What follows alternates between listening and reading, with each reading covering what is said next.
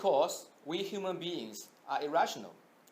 To quote Dan Ariely, one of the leading figures in this field, he wrote in one of his books that human beings are consistently and predictably irrational.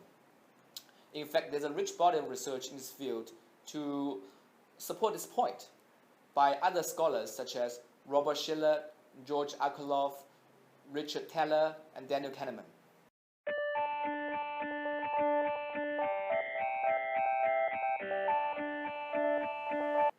One of the most common heuristics that human beings tend to fall into is overconfidence.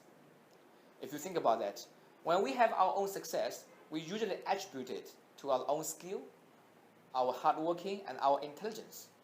But when we fail, usually we will blame it to other people such as our colleagues, our boss, or our government. And overconfidence leads investors to overtrade. And in fact, if you think about that carefully, the whole financial industry is built on one of such notions that we investors are able to pick stocks, to pick managers, or to beat the market. But in fact, tons and tons of evidence show that we investors in aggregate fail to pick the stocks, the managers, or beat the market.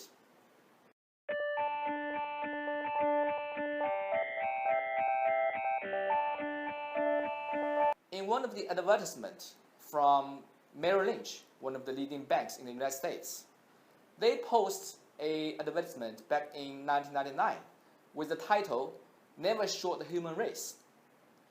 In the advertisement, they said that in terms of human race, we are definitely long.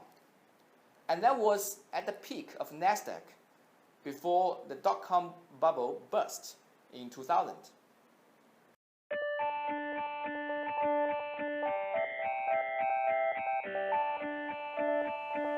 In one of the books from Robert Shiller, he tried to offer an explanation of people being irrational in the financial market, and he called it feedback loop, in which positive sentiment and a higher price lead to even more positive sentiment and even higher price. And that's probably one of the reasons why we see so many irrational behavior in the history of finance, such as the tulip mania, the dot-com bubble and the burst, and the great financial crisis in the housing price in the United States, etc. Therefore, we think that for an intelligent investor to defend against such kind of irrational exuberance, the best way is to design and follow a sound and proven systematic methodology.